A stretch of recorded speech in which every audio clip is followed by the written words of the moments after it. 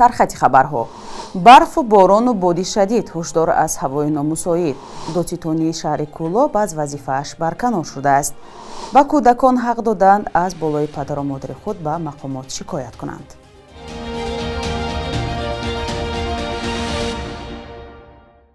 салом бинандаҳои азиз, умедворам хубед ва навиди бомдодиро тамошо доред ки аз душанбе тақдиматон мешавад. имрӯз ҷумъаи 26 январ аст.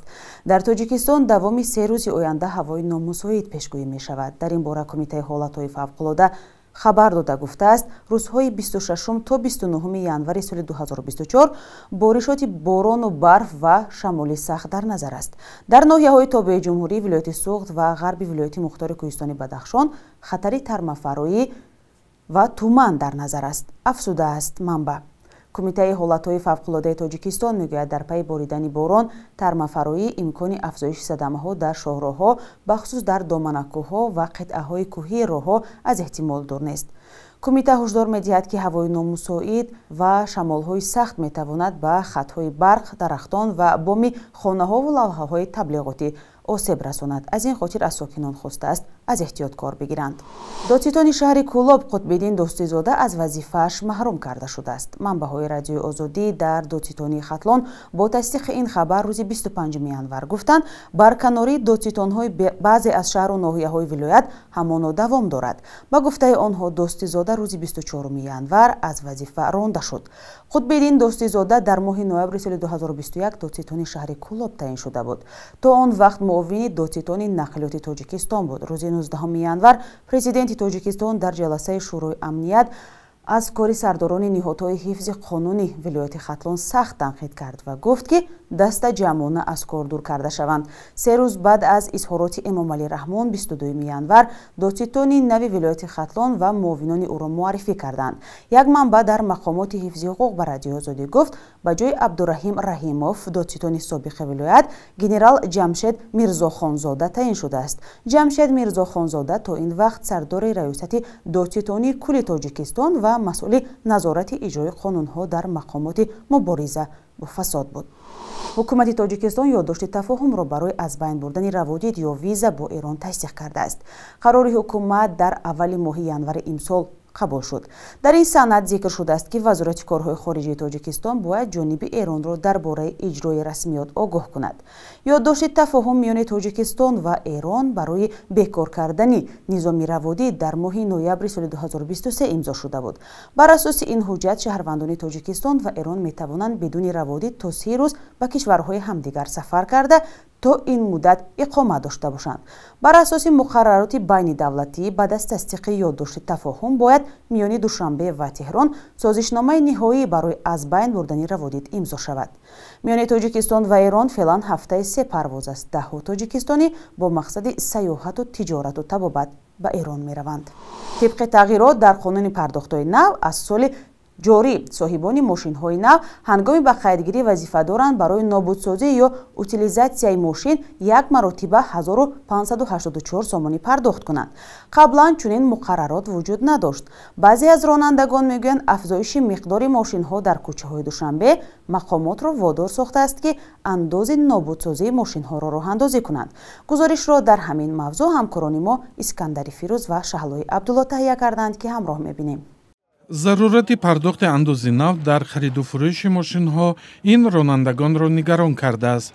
тибқи як қарори нав дар бораи пардохтҳои ҳатмӣ ба буҷаи Тоҷикистон, ҳамакнун соҳибони мошинҳо вазифа доранд як маротиба барои нобудсозии мошин пардохт кунанд. 1700 сомон пул мепурсам. қимат нест ин барои? Ин 100% қимат ака. ба чӣ кор мекунед шумо ҳозир? Маҷбури чӣ кор мекунем? Маҷбурӣ меспорӣ. вагарна қайд намебарорад. Не. Номерам гирифта намешава, ана ҳайочот буроварда намешава. Меспорӣ ба мебурӣ. Абад акнун чӣ кор мекунед шумо? Ҳеҷ кор маҷбур меспорӣ. Чӣ кор мекунед? Қарз мекунем. Қарза қабула чӣ кор мекунӣ? Меспорӣ. дар идораи раёсати бозрасии давлатии автомобилии Тоҷикистон гуфтанд, муқаррароти нави пардохти андозӣ аз аввали соли ҷорӣ роҳандозӣ шудааст.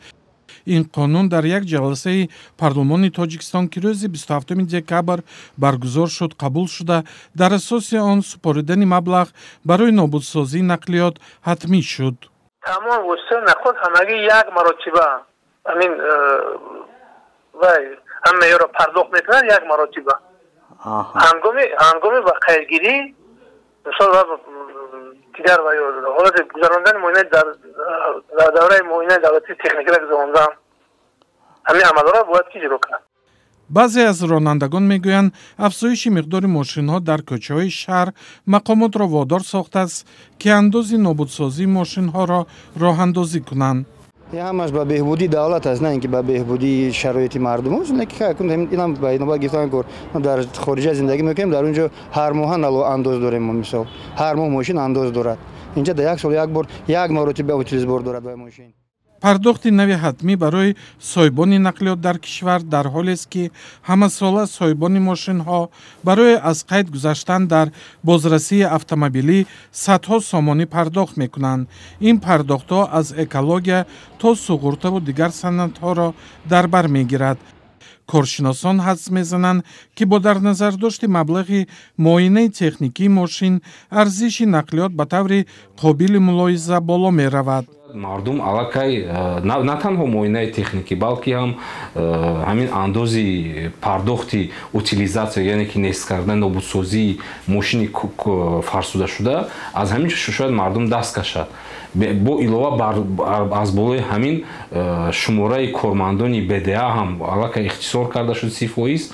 ин ба як кам кардани даромади худи ҳамин соҳа эҳтимолан оварда расонида метавонад. дар Тоҷикистон ҳеҷ наве аз мошини сабукрав истеҳсол намешавад. мошинҳо ба кишвар асосан аз дасти дуюм ва аз кишварҳои Аврупо, Чин, Кӯриё, Русия ва Амрико ворид мешаванд. шумо дар бораи ин нави пардохт чӣ назар доред? ҳатман зери ин видео дар YouTube ба мо нависед.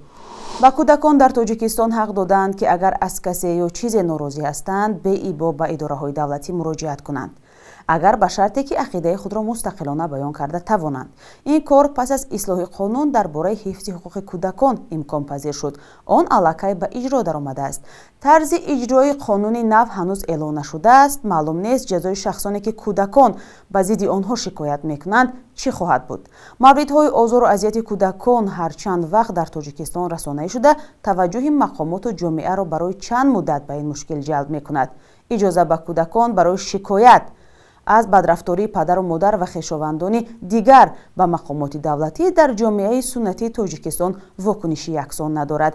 бархе агар ин иқдомро дурусту зарурӣ мешуморанд, теъдоди дигар онро як нав беэҳтиромӣ нисбат ба волидон медонанд. бахши якрӯзи таърихро ҳамкорам Хиромон Бақозода тақдиматон мекунад ки муҳимтарин таҳаввулоти таърихии 26 январро фаро мегирад.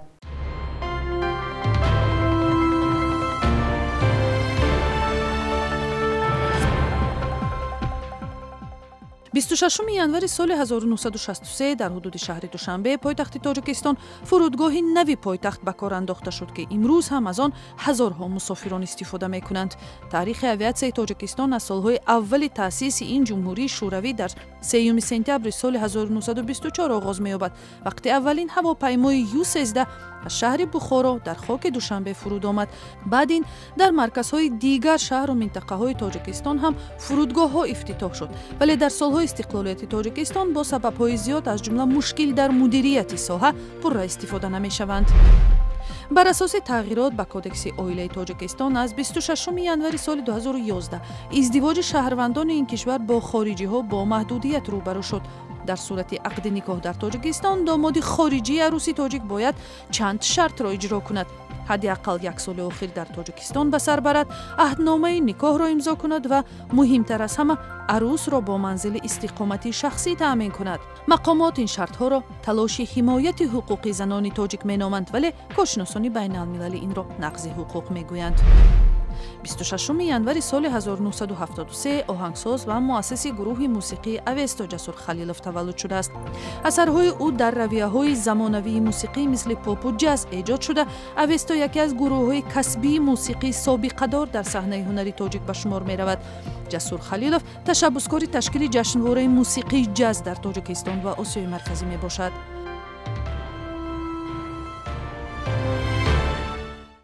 имрӯз имрӯз 1000 рубл ба 123 сомонию 40 дирам баробар аст. Бар асоси қурби таъин кардаи Бонки Миллии Тоҷикистон $100 амрикоӣ ба 1095 сомонӣ ва 100 евро ба 1192 сомонӣ иваз мешавад.